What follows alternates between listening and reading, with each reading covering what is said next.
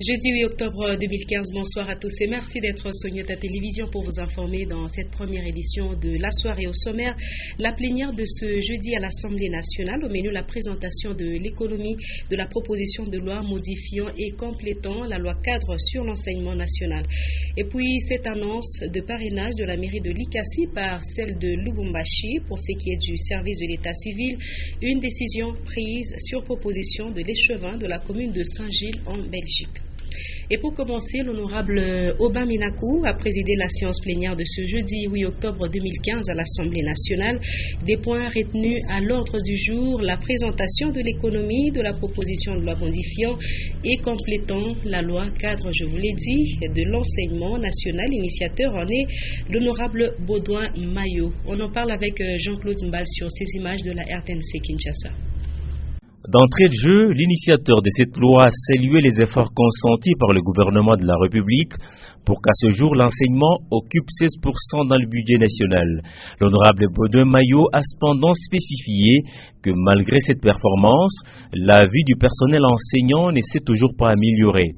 L'autre aspect, c'est la non-effectivité de la disposition constitutionnelle qui consacre la gratuité de l'enseignement primaire. Article 43 de la loi mère. Il a révélé qu'à ce jour, des études prouvent que sur les 6 600 000 enfants dont l'âge varie entre 5 et 17 ans, beaucoup restent exclus du système éducatif. C'est ainsi qu'il propose la mise sur pied des moyens innovants capables de relancer l'enseignement en République démocratique du Congo. Parmi ces moyens, il y a la création d'un fonds pour l'enseignement, à l'instar du FONER pour ce qui est de route. L'honorable Baudouin Mayo pense que cela va éviter aux parents de contribuer au fonctionnement des écoles publiques. L'ambition, disais-je, est de rendre à terme l'enseignement primaire effectivement gratuit, d'assurer l'enseignement pour un plus grand nombre, si pas pour tous, riches ou pauvres. Après son exposé, plusieurs honorables députés sont intervenus pour des observations, suggestions, ainsi que de points de vue. Autre actualité, à l'instar de certains coins du Grand Katanga, le territoire de Mitoba connaît aussi un sérieux problème d'approvisionnement en eau potable. La population se procure cette denrée dans une source qui a été aménagée par un organisme international dans une colline. Janine Bouchou, Michel Oulela. C'est ici que vient s'approvisionner tout Mitoba en eau potable. Mais parvenir à cette source exige un parcours des combattants, car pour y parvenir, il faut monter cette colline. Nous avons beaucoup souffert à Mitoba. Pour trouver de l'eau, il faut soit aller à la colline, soit encore dépenser près de 250 francs, ce qui n'est pas facile pour nous. Certaines personnes ont organisé une activité autour de cette denrée. Après avoir puisé, elles revendent un bidon de 20 litres à 250 francs congolais. Ceux qui n'ont pas de moyens vont carrément à la rivière pour la lessive. Ce que je fais comme travail ici à Mitoba, c'est puiser de l'eau. Un bidon revient à 250 francs. Par jour, je totalise même 20 bidons. Je revends la moitié cash et les autres, je les donne à crédit à cause de la crise. Situé à plus ou moins 450 km de Lubumbashi, le relief de Mitoba ne facilite pas les forages et pendant la saison pluvieuse, l'approvisionnement en eau potable devient encore plus compliqué car il est difficile de monter sur cette colline à cause de la boue. Voilà de Mitoba, nous sommes de retour à Lubumbashi qui enregistre ces jours-ci de fortes températures. Elles varient entre 30 et 34 degrés Celsius, un temps qui ne permet pas à la population de vivre normalement. Et durant ce moment, il est recommandé de bien s'hydrater. La boisson conseillée reste l'eau, mais aussi il est recommandé de manger, de bien manger et rester à l'ombre. Diane Kassongo, Richard Chimba. Boire suffisamment d'eau, manger des aliments gorgés d'eau et se rafraîchir régulièrement sont les moyens de s'hydrater. Et lorsque la température monte, comme actuellement à Lubumbashi, il est crucial de bien s'hydrater, pas seulement pour répondre à la sensation de soif, mais aussi parce que l'homme transpire. Les spécialistes en santé recommandent de l'eau, car elle reste la boisson par excellence, qu'elle soit minérale ou du robinet. La bonne boisson par excellence, c'est l'eau. Et j'ai vu ailleurs, il y a des gens qui prennent qui prennent du thé, donc le thé chaud. Il faut prendre l'eau à la température normale. Si nous insistons plus chez les enfants. Retenez aussi que toutes les boissons ne sont pas forcément bonnes à boire pendant cette période. Les boissons gazeuses sont rafraîchissantes, mais leurs bulles entraînent des ballonnements. Les jus sont sucrés et le sucre entraîne la soif. Aussi, il faut opter pour les douches plus fraîches et ce, au moins 2 fois par jour. La bonne hydratation, c'est qu'il faudrait utiliser des produits qui ne contiennent pas beaucoup de graisse. Il faut chercher une lotion qui ne doit pas obstruer les pores. Et ces pores-là jouent un rôle très important pendant cette période. Donc, c'est la voie d'élimination des liquides. Retenez que la mauvaise hydratation peut avoir des conséquences après plusieurs jours de forte chaleur. C'est entre autres la fatigue, la faiblesse et l'insomnie. Un peu d'économie, l'on remarque une baisse de prix de certaines denrées sur le marché comme les œufs. Conséquence, bon nombre de Louchois en consomment par moment abusivement, chose qui les expose à divers cas de maladies liées notamment à l'excès de protéines. Reportage de Diane Kassongo et Ben Kaembe. Considérés comme aliments au grand complet suite à certaines substances qu'ils contiennent, les œufs sont fortement consommés ces derniers temps. À certains endroits, la douzaine d'œufs peut être vendue à 1000 francs, voire moins. Avant qu'il y ait baisse de prix, nous arrivions à vendre 70 plateaux. Mais actuellement, nous pouvons aller jusqu'à 150, voire 170. Une consommation qui s'accompagne d'énormes dysfonctionnements de l'organisme humain quand cela est fait sans modération. Les œufs contiennent, on dit l'œuf c'est pratiquement un aliment complet. Les œufs contiennent les glucides, donc le sucre, contient les lipides, des graisses. Ça contient également des protéines, qu'on appelle les protéines en général. Il n'y a pas de limite pour dire toi tu vas prendre 2, 3. Donc c'est en fonction de toutes ces caractéristiques que nous pouvons adapter et adopter une conduite de consommation d'œufs. Tout excès nuit, bien sûr, il ne faut pas exagérer. Par exemple, en fonction des protéines, nous devons consommer, la ration journalière c'est 4 kilocalories par jour. Donc on ne doit pas exceller 0,3 grammes d'œufs par jour. Pourtant, la consommation des œufs devra correspondre aux besoins nutritionnels de l'être humain. Ces œufs sont le plus souvent importés dans les pays voisins de la RDC, en plus de ceux qui sont produits localement. On nous signale que les bières Skol et Doppel Munich sont déjà disponibles en format 50 centilitres sur le marché. C'est au cours d'un point de presse donné ce jeudi que ce nouveau conditionnement a été présenté. L'objectif étant de mettre ces produits à la portée de toutes les bourses. Était sur place au Guy Fortuna Kassongo. C'est pour faciliter l'accès par toutes les bourses à ces deux marques de bière que la brasserie Simba les a conditionnées en format de 50 centilitres. Au cours de ce point de presse, les directeurs de marketing commercial et responsables de marque ont donné les raisons de ce nouveau conditionnement de la Skol et de la Doppel Munich.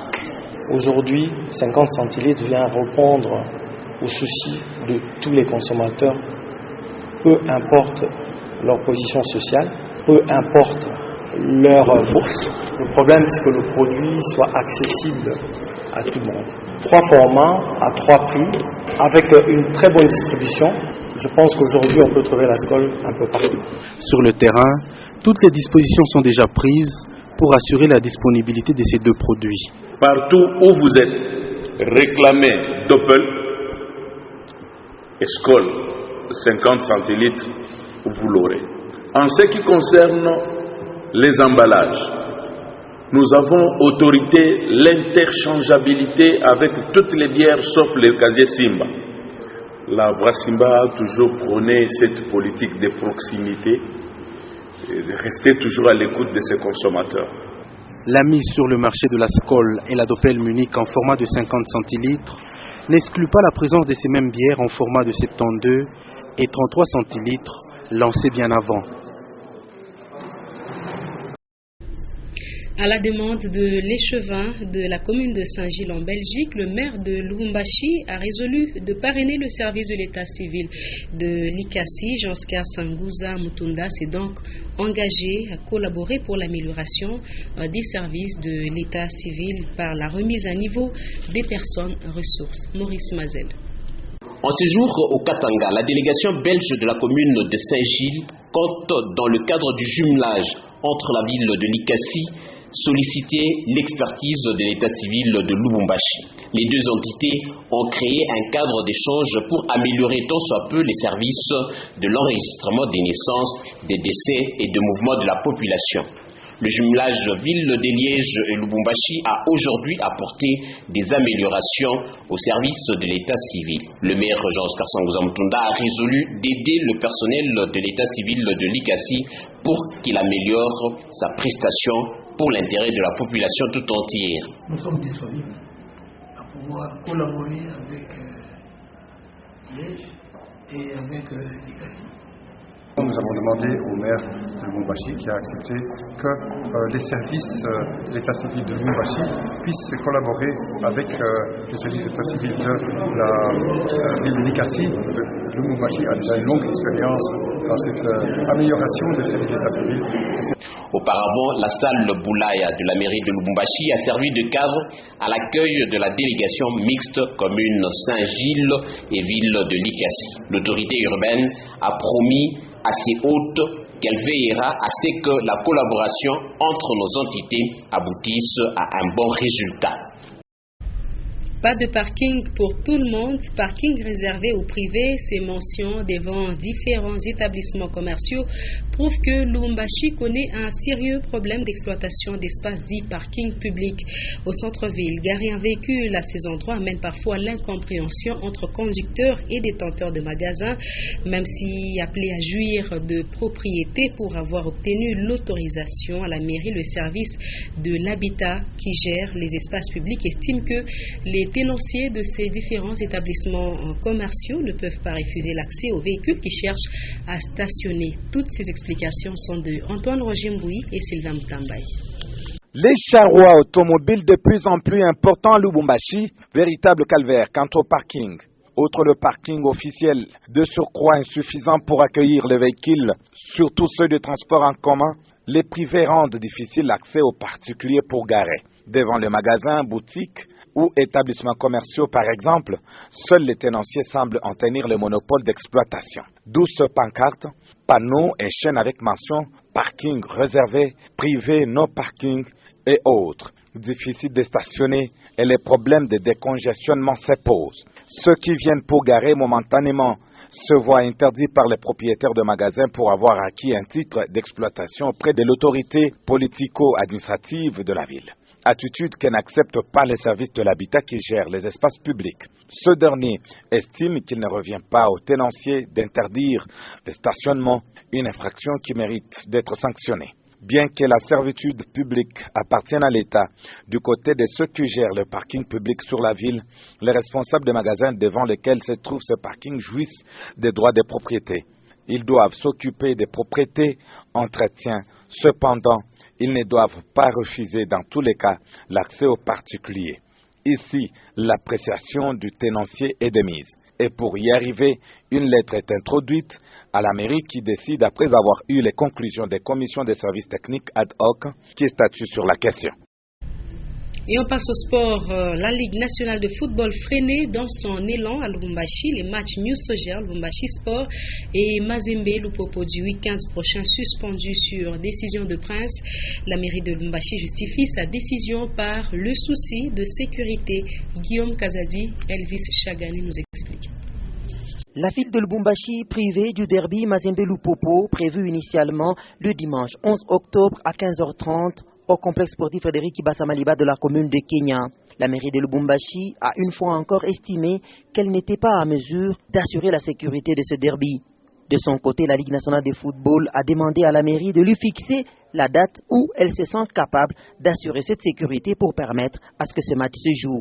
Du coup, les supporters de deux clubs devront remettre à plus tard la montée de l'adrénaline.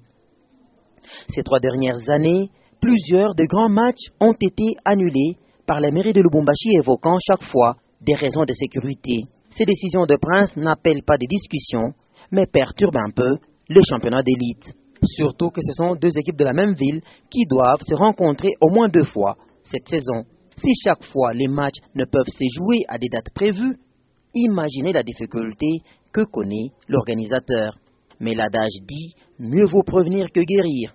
L'hôtel de ville de Lubumbashi a fait sien ce dicton populaire, en demandant également que la rencontre News Sogère Lubumbashi Sport du 10 octobre soit suspendue elle aussi. La Lina Foot prend un coup, mais il va falloir vite se ressaisir pour poursuivre la compétition sans heurts dans un climat qui favorise la sécurité des personnes et de leurs biens. Et pour terminer ce journal, parmi les titres du 838e numéro du quotidien d'information La République, l'on peut retenir dans le point chaud du journal présidentiel 2016, mobilisation autour de Moïse Katumbi. Le MLC désire financer l'élection des gouverneurs de nouvelles provinces. Et en sport, La République revient sur l'écrasante victoire du TP Mazembe sur El Meriek du Soudan. Lu pour vous, Ege Tchala.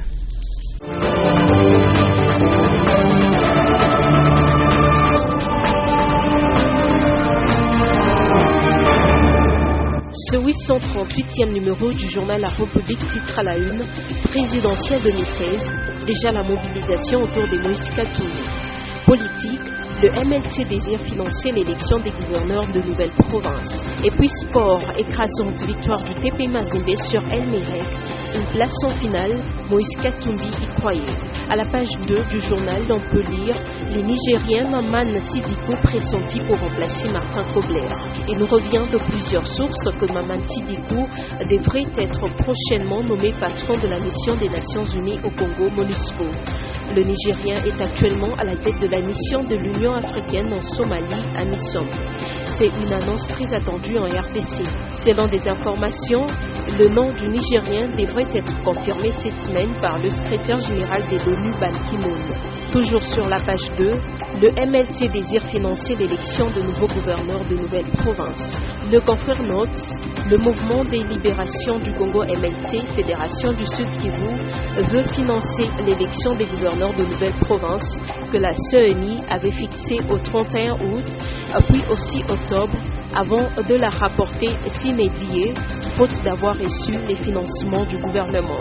Le MLC, l'une des forces politiques de l'opposition congolaise, évalue à 56 000 $ américains les fonds nécessaires pour ce scrutin et non pas à 2 millions de dollars comme la centrale électorale l'avait annoncé. Dans le point chaud du journal présidentiel 2016, mobilisation autour de Moïse Katumbi. Pour le confrère, il n'a ni confirmé ni affirmé ses prétentions pour les joutes électorales de 2016. Moïse Katumbi est cependant au centre d'une dynamique qui entreprend de les conduire à la magistrature suprême du pays. En effet, il a suffi que l'ancien gouverneur du Katanga dépose sa démission le 20 septembre dernier de son poste et de son ancien parti, le PPRD, pour enregistrer un véritable tsunami au sein de la classe politique nationale. Singulièrement au sein de l'opposition, où tous les présidents et cadres sont charmés par l'engagement de Moïse Katumbi de mettre sur pied un front républicain avec pour point focal la sauvegarde de la démocratie et de l'intégrité de la Constitution. Et pour finir en sport, victoire écrasante du TP Mazembe sur El Meriek. Une place en finale, Moïse Katumbi y croyait. Avec Dieu, tout est possible et j'ai pris toujours pour qu'il en soit ainsi, a lancé le chairman Moïse Katumbi juste après le match dans une interview accordée à Nyota Télévision. Le président du TP Mazembe a renseigné qu'il était serein et s'est activé auprès du staff technique pour que l'équipe gagne. Le tout-puissant Mazembe est en finale. Le chairman en est très content car il a promis de mettre tout en œuvre afin de préparer les 2 matchs. Fin de ce Lupovo, merci de l'avoir suivi.